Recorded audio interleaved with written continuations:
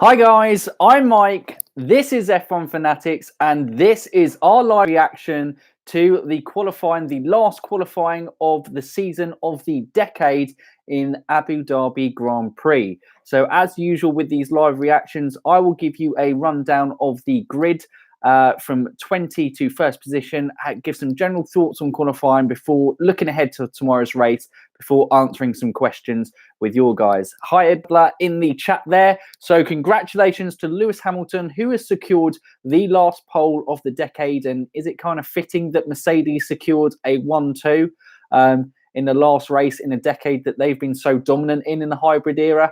It probably is in that one. So here we go. 20th place. Obviously, everyone is going to be up one position in the Grand Prix standings because Valtteri Bottas will start from the back of the race after having a replacement engine. In fact, I think he had 2 replacement engines over the course of this weekend. But anyway, 20 is Robert Kubica, which means that George Russell has outqualified his teammate 21-0 over the course of the season, which in his rookie season is absolutely fantastic, beating him by 0.5 of a second this time. Russell in P19, Kimi Raikkonen in P18, and Giovinazzi in P17. Not a great qualifying for the Alphas. Struggled for pace all weekend. Didn't really look good in practice. And obviously that's translated into qualifying.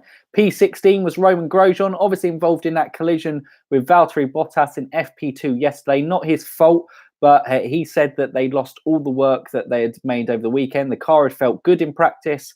But yeah, as soon as it got to qualifying, it just felt undrivable. And I think those were literally his words when asked about in the press conference afterwards. So yeah, P16 for Roman Grosjean. His Haas teammate in P15. So again, the Haas showing a lack of pace after they did a quite good qualifying in Brazil. Obviously, both cars getting to Q3. Yeah, Magnussen in P15. P14 was Daniel Kvyat. And yeah, not a great one. Out-qualified by his teammate again, Pierre Gasly. And yeah, not been a great second half of the second season. Second half of the season. Just second half of the season, it hasn't been great for Daniel Kvyat. 13th is Lance Stroll. I'm going to give credit here. I think that's actually a pretty good result for Lance Stroll there. Obviously, for him, getting out of Q1 is a big thing where qualifying is his big criticism. And he was only, well, yeah, he was less than a tenth. He was 0.05 of a second off his teammate Perez, which is pretty close. So, yeah, very good for him there. Pierre Gasly was in P12, very frustrated not to progress.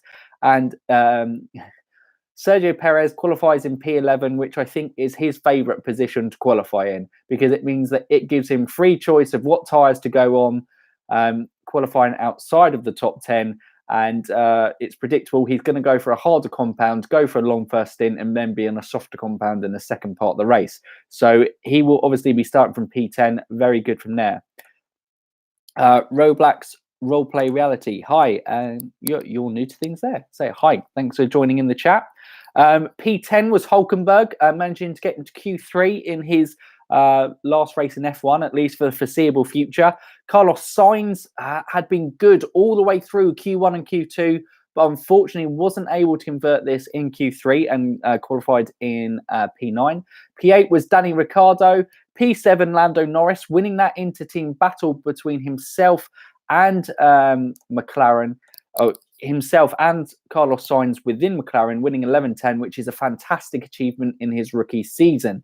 So yeah, absolutely superb by Lando Norris there. Then we move on to the top 3 teams. Alexander Albon had struggled really all weekend, hasn't felt comfortable in the Red Bull this weekend, comfortably off his teammate. Yeah, pretty much second off his teammate, I think there. Yeah, Dad. Pretty much is second of his teammates, and not a great qualifying by Alexander Albon there. But obviously starts P5 in the race tomorrow. He can see what he can do from there. Sebastian Vettel obviously spins in FP1, spun in Q1 today in qualifying. Wasn't getting it right. All yellows in his last lap. Yeah, just wasn't a great qualifying from Sebastian Vettel. And Charles Leclerc, Ferrari.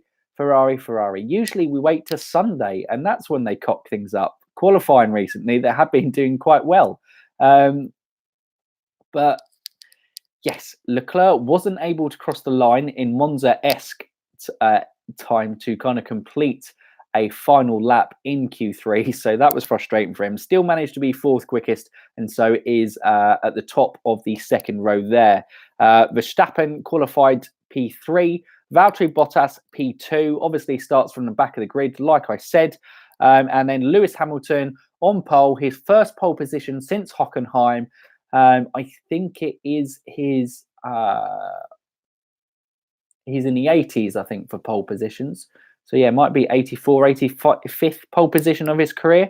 But, yeah, fantastic pole lap by Lewis Hamilton. Mercedes, I think that's going to be the main talking point of qualifying is Mercedes. How quick were Mercedes in that last sector? They were incredible. Like the Ferraris were 6/10 up after the first lap in Q3. They were 6/10 up going into that final sector and lost it, and was still 3/10. They would have been 3/10 up on the Mercedes crossing the line. But yeah, they lost so much time. The Mercedes acceleration, 88. Yeah, I think you're right, Mark. I knew it was in the 80s. I thought I was a little bit low there. But yes. But yeah, Mercedes' pace in that final sector was absolutely incredible. From there, fantastic achievement from Lando Norris. I've touched on it. Rookie season to beat Carlos Sainz, who's been driving in it for 3 seasons, and especially on a track that Carlos was looking good at. But yeah, no, really impressive from Lando Norris. And again, another nod to another rookie, George Russell. Incredible achievement, 21-0. Despite what you think Kubica has been this year, whether he's been good enough to compete within a Formula One car, to beat your teammate and absolutely whitewash him. Obviously, Alonso did it with Stoffel Van Dorn last year. Yeah, really incredible effort from George Russell there. Obviously, Toro Rosso's chasing down Renault's in the race. They'll be disappointed that they both went out in Q2. Perez, I think, will be pretty happy. Lance Stroll, I think Racing Points will be very happy from there. Yeah, Katie, I think you do have to adjust your F1 play predictions in there. They absolutely so quick there. But the only thing is, obviously, Ferraris do still have that massive straight line advantage. And obviously, the 2 DRS zones are in Sector 2. So that is obviously going to play into Ferrari's hands in terms of overtaking for tomorrow. There. Obviously, Alpha and Haas are going to be disappointed with qualifying, but maybe not too unrealistic. They haven't been great for this second half of the season, and yeah, not great on that front. Anyone else? Bottas showing good pace, but like I said, that was Mercedes. Verstappen doing well to kind of keep up with the Mercedes. That is going to be an exciting first corner. Obviously, Lewis Hamilton on 1, Max Verstappen on P2. That is going to be a hell of a first corner. Obviously, it's a very short running into Abu Dhabi, so I imagine them to be neck and neck.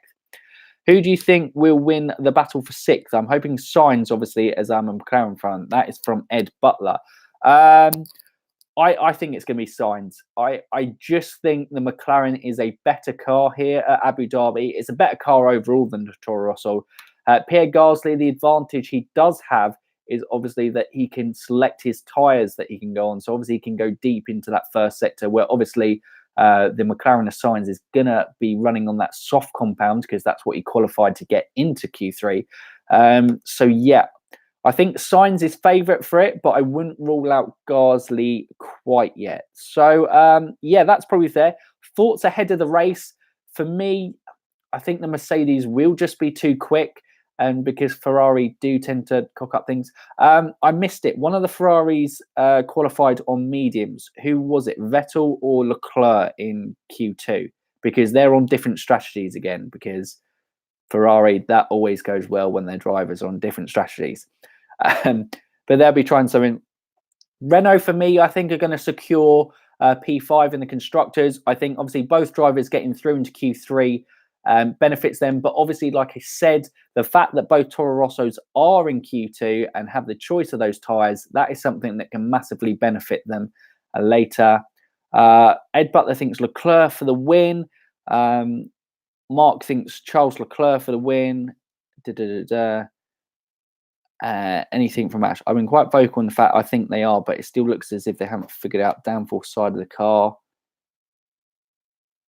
Ferrari. There we go. Charles on mediums, Vettel on softs.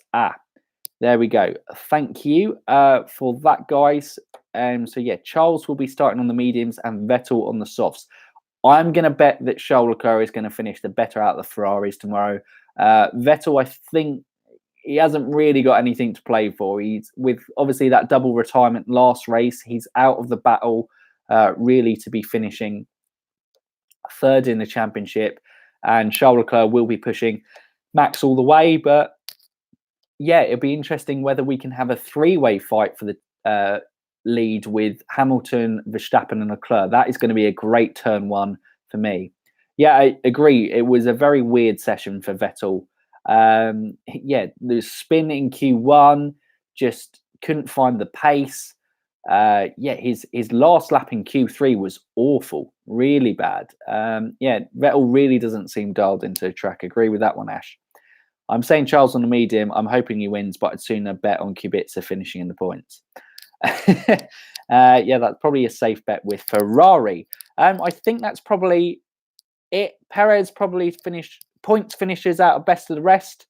Norris could finish best of the rest. He looks quick around here, but I'm going to back Carlos Sainz. And I'm going to back both McLarens to finish ahead of the Renaults. Going to back Sergio Perez to finish in the points and Gasly to finish ahead of Hulkenberg. I think that's probably from there. Haas, Alpha, Williams, I'm just writing off. In UK time, the race is at 1:10 p.m. tomorrow, Ed. Got to run, but have two questions. Right, Katie, fire. What do you think the realistic expectations are for Bottas' race tomorrow? P6 is probably the best he can hope for. That's usually what they go for. He might be able to get P5 due to, obviously, Alex Albon's struggling here and the Mercedes pace. So probably P5 would be there. Which tyre strategy do you reckon will be most successful for Ferrari tomorrow?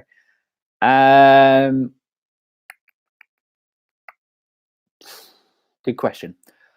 It's Ferrari strategy, so there is a question there. I think everything's behind Leclerc here, so I'm going to back Leclerc's medium strategy to be the better one. So now we've kind of had a look at qualifying there, guys, with questions there. Fire away with questions from yours. What were your thoughts on qualifying? Thoughts on, obviously, Hamilton securing his first pole since Hockenheim, being the last pole sitter of the decade. What do you make of that? Yeah, let's know any thoughts on qualifying. Ashley, Bottas should be aiming for fourth because Albon and Vettel on softs. Yeah, he could be aiming fourth. I just think the Ferraris might be difficult for him to pass. Obviously, coming from the back, it's always difficult. Albon, I think, is a realistic one for him to beat. Can you bet on McLaren beating Renault too? Seems to be their good luck charm when you two predict bad things for them. Yeah. Here's a big question. Why aren't you watching F2? I am watching F2. It's on in the background over there. So I am it is in the background, but I will be watching the F2 after this. F2, actually, that's a good question. We'll go back to qualifying, but just a question to put out there for you guys. Should Raghunathan just have a lengthy ban? I'm sure he's not going to have a seat in F2 next year, but a driver tolling up 2 successive penalty worth of 12 points in a season is incredibly bad. But yeah, shocking for Raghunathan on that front. Really not there, and yeah, really bad from him. Well, I think it will be a split. Sainz, Ricciardo, Norris, Hulkenberg for there.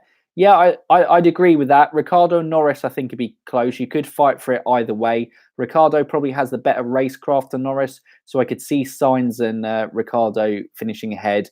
Hulkenberg, there, I can see actually Hulkenberg not dropping off. I could see Hulkenberg dropping off further just because, yeah, he just hasn't really been at it the last few races, but he might want to go out on a high with it being his last race for a while. I don't mind that the season being over because Drive to Survive Season 2. Yes, Ed.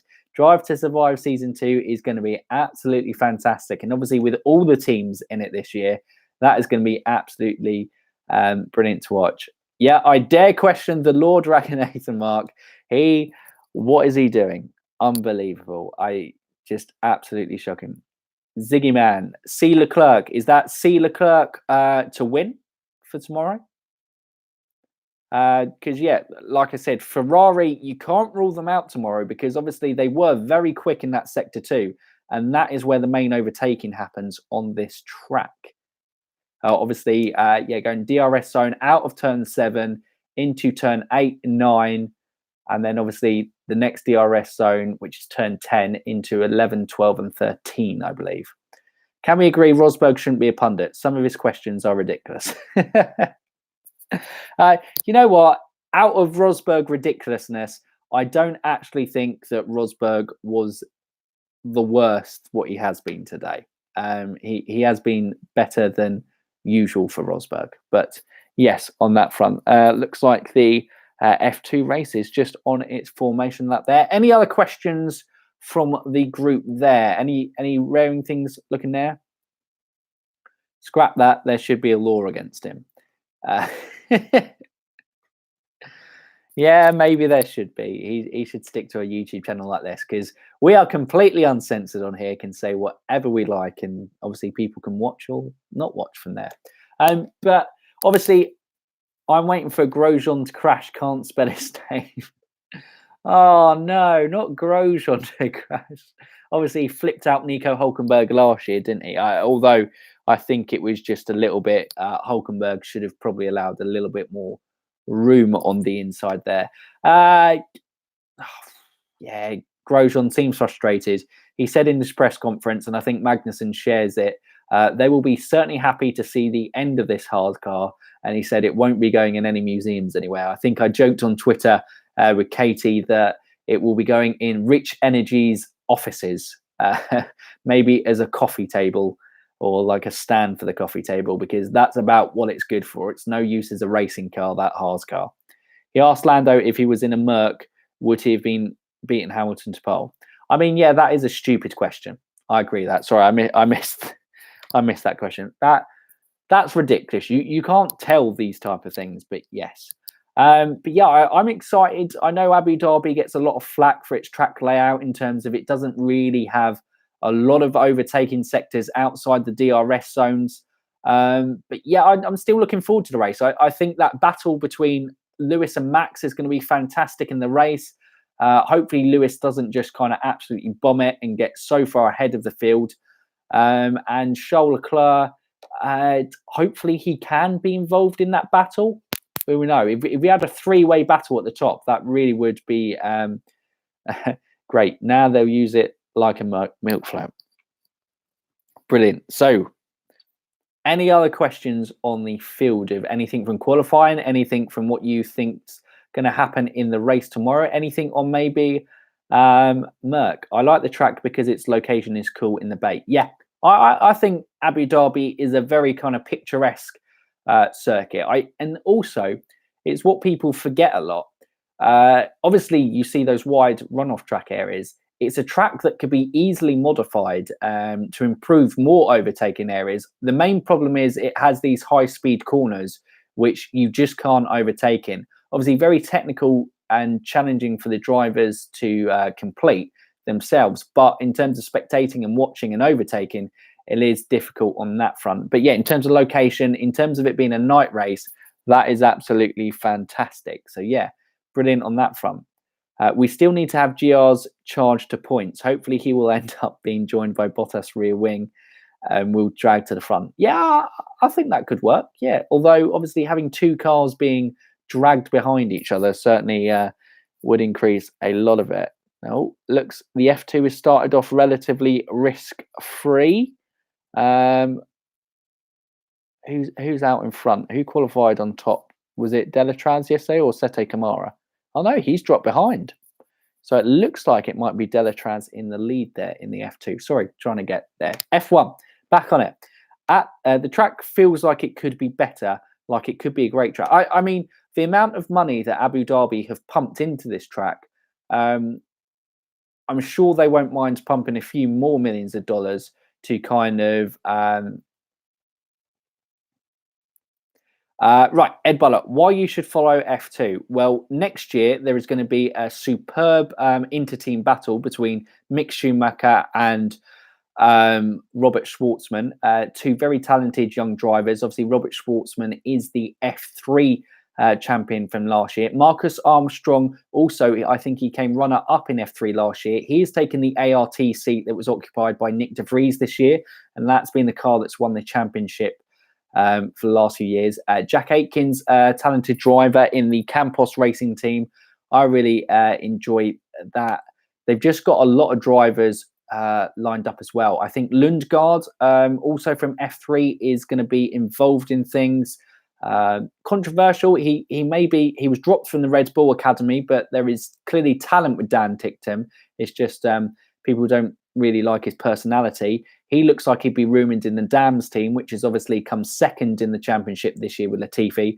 So they're all the same cars, they're all the same specs. So it's much more of a driver versus driver championship rather than F1. Obviously, you have the constructors and the engineering side in it as well. So yeah, I would say that would be reasons for getting into F2, Ed. But yeah, F2 really does look amazing at night. But yeah, Lewis Hamilton and Mercedes, for me, it was almost poetic that they managed to secure the last pole position of the decade. I mean, there's going to be a lot of things over this for the next week or so saying closing that decade. The 2010 to 2020 era has really been all Mercedes. As soon as the hybrid era kicked in, it's been all Mercedes, and this is what we'll remember. Galal needs to be out of F2. Yeah, that's fair shout for the Chicken Man, sponsored by KFC. Where does it go? It was Louis Delatraz who went up. Callum Milot, he's very good as well. If you want F1 races for free, go to He's Gold Trust. Very nice. I do actually have a Sky subscription, Ed, so I don't need to worry about that. But if I get rid of it, that's certainly something, might look into from there. But any more questions on the field? If there are no questions on the field, we'll probably round things off looking ahead to the race tomorrow.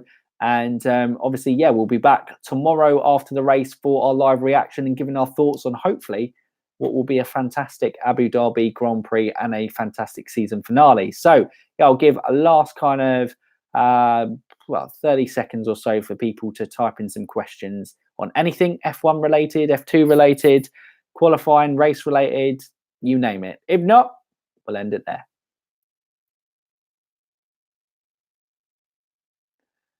Looks like by the things, doesn't seem anyone typing or coming in on that front. So yeah, I think, guys, we're probably going to round it off. So obviously, Lewis Hamilton secures pole position, his first one since Hockenheim.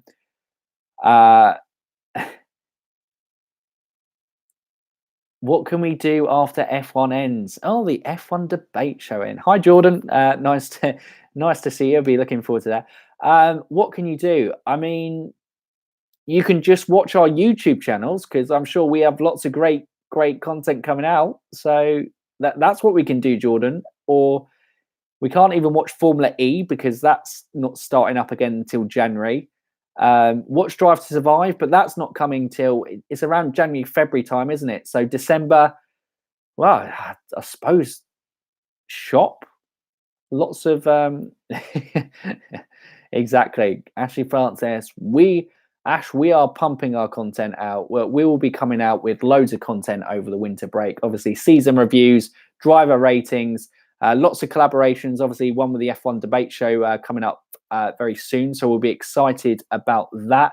And obviously a new series as well that will be starting on Thursday, which is F1 Worldwide, where we will be having chats about topics with F1 fans across the world. And so obviously if you are watching this as well and you are a fan and interested in coming on to chat on a podcast with an F1 topic with us, you're more than likely to go and watch that. And I'm sure the F1 debate show guys certainly will be putting out a load of great content as well. I'm sure the F1 debate show on Saturdays will be coming up with some great topics to discuss throughout, and I'm sure there'll be collaborations with everything. And all the F1 YouTube will certainly help you through your winter break woes. I'm sure from that. But yeah, was a pretty... because of how quick Mercedes were in that last sector, I wouldn't say one of the best qualifyings, and obviously the top 5 constructors in the championship looked out qualifying. So there weren't really any surprises in qualifying on that front. I think the race is going to be a lot more exciting than what qualifying was. But yeah, that's it for today, guys. Hope you enjoyed the live reaction. If you have, give it a thumbs up. Comment down below. Obviously, thank you for all the guys who've been involved in the comments again. Thanks to Mark. Thanks to Jordan, thanks to obviously Ash, but part of the channel.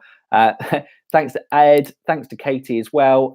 Thanks for all you guys coming up with questions and helping this live stream going on. And yeah, if you are new around here, don't forget to subscribe to the channel. We will be back tomorrow for our race live reaction. But for now, UF1 fans, keep racing.